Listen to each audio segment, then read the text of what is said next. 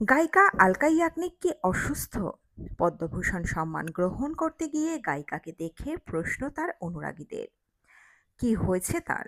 বিস্তারিত থাকছে এই প্রতিবেদনে। বন্ধুরা, চ্যানেলে নতুন হলে চ্যানেলটি সাবস্ক্রাইব করে রাখতে পারেন ও ভিডিওটি শেয়ার করতে পারেন।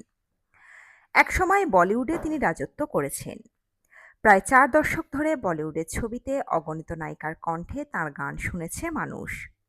কিন্তু 2024 সালে তার কণ্ঠ হঠাৎ থমকে যায়। নিজেই ঘোষণা করেছিলেন গায়িকা আলকা ইয়াগনিক।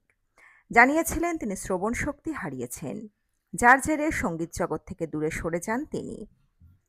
চলতি বছর পদ্মভূষণ সম্মানে তার নাম ঘোষিত হয়। মঙ্গলবার রাষ্ট্রপতির হাত থেকে পুরস্কার গ্রহণ করেন গায়িকা। কিন্তু তার শারীরিক সুস্থতা নিয়ে প্রশ্ন উঠছে। সম্মান গ্রহণের জন্য নাম ঘোষণা হওয়ার পরে নিজের আসন ছেড়ে ধীরে ধীরে মঞ্চের দিকে এগিয়ে আসেন। তারপর শটান প্রধানমন্ত্রী নরেন্দ্র মোদীর পা ছুঁয়ে প্রণাম করেন।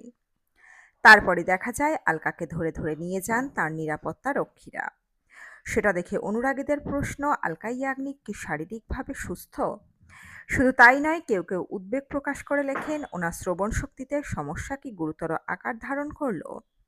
যদিও এ বিষয়ে নিশ্চিত কোনো তথ্য এখনো মেলেনি।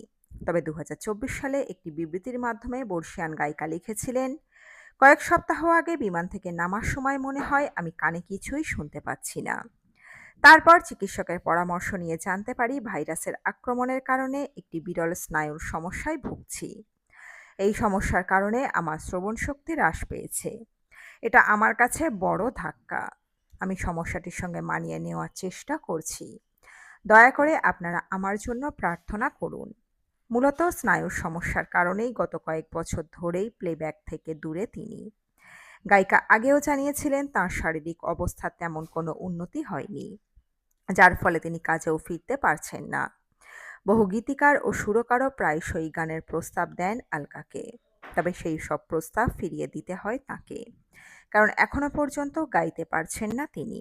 কবে ফিরবেন কাজে, আদৌ ফিরবেন কিনা তা নিয়েও সংশয় প্রকাশ করেছেন গায়িকা নিজেই। বন্ধুরা, আপনাদের মতামত অবশ্যই রাখবেন কমেন্ট বক্সে কমেন্ট করে। খুব দ্রুত ফিরে আসছি এরকমই নতুন কোনো আপডেট নিয়ে। অজানা গল্প চ্যানেলের সঙ্গে থাকার জন্য সকল দর্শক বন্ধুকে অসংখ্য ধন্যবাদ।